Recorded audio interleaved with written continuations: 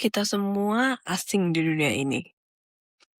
Itu pemahaman yang aku dapetin dari satu buku dari penulis buku anak, namanya Oliver Jeffers. Oliver ini orang Irlandia yang growing up di masa-masa konflik Irlandia dan tentunya dia menemukan banyak meaningful of life dan wisdom dari masa-masa konflik itu. Sebenarnya Here We Are itu adalah tulisannya Oliver Jeffers untuk anaknya yang baru lahir.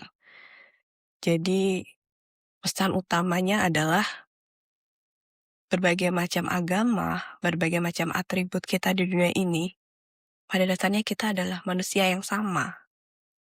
Entah itu dengan berbagai macam identitas agama kita, dengan identitas warna kulit kita, atau identitas nationality kita.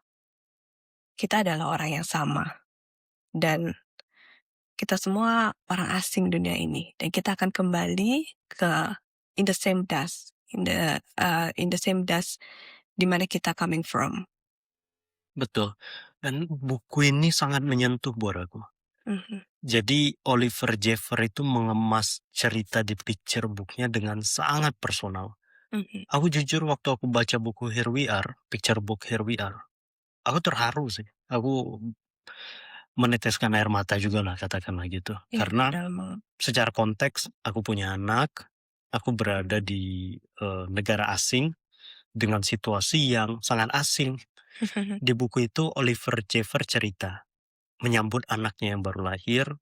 Dia mengenalkan anaknya, ini rumah kamu, ini ruang tamu, ini dapur tempat kita bikin makanan, tempat kita makan, ini kamar tempat kamu tidur. Kemudian dunianya semakin melebar. Ini orang muslim kayak gitu, ini orang agama tertentu, ini bangsa tertentu, ini hewan tertentu, ini bangunan tertentu. Terus melebar lagi, ini apa, sampai lebar banget sampai ke tata surya dan manusia itu kecil banget. Dan di situ Oliver Jeffers secara visual storytelling menjelaskan bahwa kita adalah debu kecil di dunia, mungkin kayak gitulah istilahnya ya. Selain kita itu ada makhluk lain, ada planet lain, ada matahari yang lain, dan apapun kita sebetulnya semuanya sama. Kita sama-sama orang asing di dunia yang kecil ini. Kurang lebih kayak gitu ceritanya. Dan itu menyentuh banget buat aku. Aku bahkan mikir, wah, Oliver Jeffers memiliki makna yang dalam banget di dalam hidup. Sejak saat itu aku jadi fansnya Oliver Jeffers. Aku bercita-cita mengkoleksi semua picture book yang dikeluarkan Oliver Jeffers. One day kita akan kumpulkan cerita itu. Dan terlepas dari itu, aku yakin kita udah memiliki, kalau dalam Islam itu dinamakan qada dan kadar. Atau takdir dan kadar dari takdir itu yang udah ditetapkan buat kita. Dan setiap makhluk hidup itu punya takdir yang ujungnya tujuannya pasti baik. Tapi bisa jadi endingnya menjadi tidak baik kalau kadar yang kita penuhi itu tidak sesuai gitu. Misal gini, kita pakai contoh yang paling ekstrim ya. Si A ditakdirkan ada di penjara Lapas Cipinang misalnya. Pada tahun 2026. Itu sudah dituliskan di suratan takdir dia. Bahkan sebelum dia lahir. Si A pada tahun 2026 berada di Lapas Cipinang. Tapi dia berada di Lapas Cipinang sesuai dengan kadar yang dia jalani gitu. Nah, kadar ini adalah sesuatu free will yang ditetapkan ke kita. Jika si A sepanjang hidupnya melakukan perbuatan baik, menjadi tokoh agama, akhirnya dia bisa public speaking, dia bisa storytelling, dia bisa berdakwah. Bisa jadi di tahun 2026 dia berada di penjara Cipinang sebagai ustadz misalnya.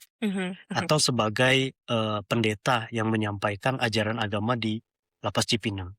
Atau jadi pegawai lapas ya? Ya, tapi kalau dia menjalankan kadar dia sebagai dia pinter, terus dia sekolah di sekolahnya para sipir lapas atau di instansi tertentu yang mempersiapkan petugas lapas, takdir dia di lapas Cipinang sebagai entah sipir penjara atau Iya, misalnya petugas penjara, jadi stakeholder jadi stakeholder di situ. Kalau dia menjalankan kadar akhirnya sebagai dengan orang baik. itu. Tapi kalau dia menjalankan dengan kadar sebagai orang yang quote and quote tidak sesuai aturan hukum, dia misalnya melakukan kegiatan tertentu yang melawan hukum, pada tahun 2026 dia berada di lapas Cipinang sebagai apa ya istilahnya, sebagai orang Napi, binaan, iya, narapidana narapidana. misalnya. Jadi kita udah punya set of takdir yang udah ditentukan sebelum kita lahir, tapi takdir itu mau kita jalankan dengan kadar seperti apa. Aku merasa mungkin kita sudah ditakdirkan tinggal di Lituania. Entah sebelum kita lahir, kita udah ditakdirkan tinggal di Lituania. Tapi sebagai apa, itu sesuai kadar yang kita jalani. Kebetulan aku menjalankan kadar hidup ini sebagai desainer, aku tinggal di Lituania sebagai desainer. Mungkin jika aku sejak 10 tahun lalu menjalankan bisnis, sekarang kita tinggal di Lituania bisa jadi sebagai pebisnis. Atau bisa jadi kalau orang tua aku ditakdirkannya menjadi diplomat, bisa jadi kita tinggal di Lituania sebagai anak diplomat. Atau bisa jadi kalau aku dulu menjalankan kadar hidup sebagai atlet, bisa jadi tahun ini kita di Lituania, aku sebagai pemain sepak bola misalnya gitu. Jadi, apa yang sudah ditetapkan terhadap hidup kita, aku yakin tidak akan berubah, balik lagi. Tergantung kadar yang kita penuhi. Selama kita penuhi kadar itu dengan baik, maka kita akan menemukan takdir yang baik. Jadi sebisa mungkin, aku terus berusaha melakukan sesuatu yang baik terhadap orang lain, terhadap keluarga, terhadap siapapun, terhadap orang asing, dengan harapan kita akan selalu ketemu dengan takdir-takdir yang baik. Mungkin kita nggak menemukan itu langsung di kehidupan kita sekarang. Bisa jadi anak kita yang akan menemukan takdir yang baik itu.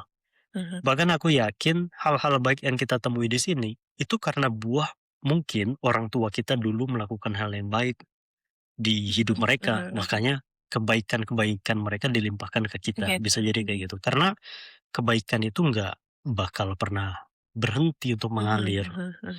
Dan dari buku yang baru aku baca akhir-akhir ini, Courage to be Disliked, dia menyampaikan bahwa masalah itu berasal dari masalah interpersonal. Jadi kalau kita ngerasa hubungan interpersonal kita tidak baik terhadap orang lain, kecenderungannya kita akan berhadapan dengan situasi hidup yang nggak baik juga.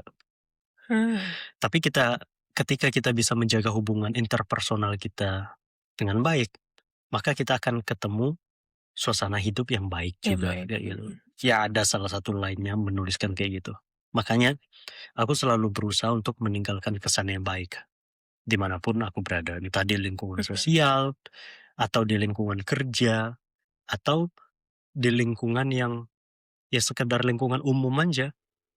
Iya, apalagi kalau, bisa dibilang kita sebagai representasi migran di sini, apalagi migran muslim dan dari Indonesia, tentunya kita nggak serta-merta cuma membawa nama kita, tapi nama negara kita, nama identitas agama kita, karena aku berhijab misal.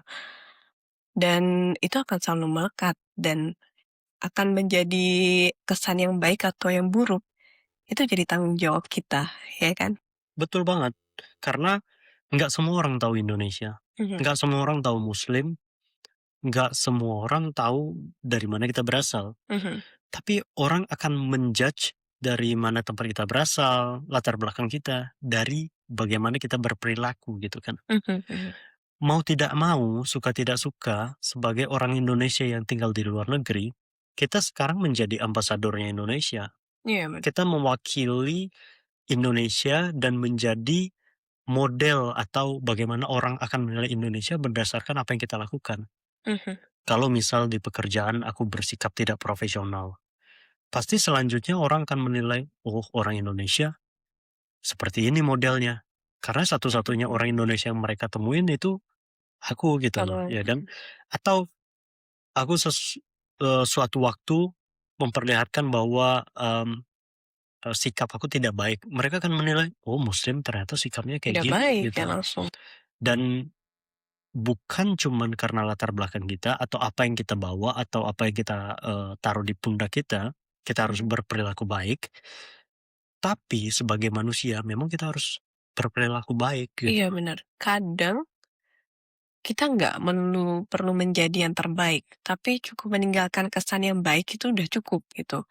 Kayak kalau misal, ini mungkin kontroversial ya, karena kita sering melihat ada ibu-ibu atau orang minta di jalan, pasti, compassionate kita yang pertama kali muncul adalah untuk ngasih ibu itu uang, atau ngasih ibu itu makanan, atau compassionate kita untuk jadi orang baik.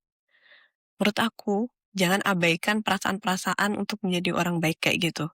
Perasaan pertama kali yang kita muncul, itu lebih baik segera kita tunaikan. Kalau enggak, kadang kita jalan, kita masih kepikiran, "Kenapa kita nggak ngebantu ibu tadi?" Gitu. "Aku ada sedikit uang, kenapa nggak aku kasihin ke ibu tadi?" Karena kita menyesal, kita nggak bisa ngelakuin hal yang baik at the first place, gitu. Betul. Dan ya, setiap kebaikan baik pasti berbuah baik gitu. Mhm Kalau gut mhm feeling kamu udah bilang, udah lakukan sesuatu. mhm Kadang bisa jadi itu hal yang benar. Jadi ikutin gut feeling itu mhm salah satu petunjuk juga sebetulnya tentang bagaimana kita bersikap atau mhm mhm bagaimana kita merespon sesuatu. Secara umum, ada tentu kita ingin selalu memberikan apa ya, bakalkan bagian ini. mhm. Kamu sendiri ada nggak pesan baik yang mau kamu sampaikan buat audiens kita mungkin? Mungkin dari sekian banyak, diskusi panjang kita sampai segmen ini, yang kurasa adalah untuk mulai mengenali diri sendiri dan mulai untuk mencari jawaban dari semua pertanyaan why yang ada dalam diri kita. Kadang kita nggak perlu menjawab pertanyaan what, karena yang at the first place yang kita butuhkan adalah kenapa kita ngelakuin ini? Kenapa kita harus jadi baik? Kenapa kita harus pindah ke luar negeri? Dan segala pertanyaan why itu akan mengakar akan kembali kepada routing, kepada, diri kita sendiri gitu. Ya itu benar banget.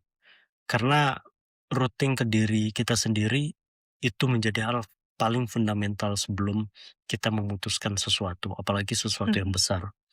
Kalau buat aku sendiri, pertanyaan why itu adalah alasan paling fundamental untuk melakukan sesuatu.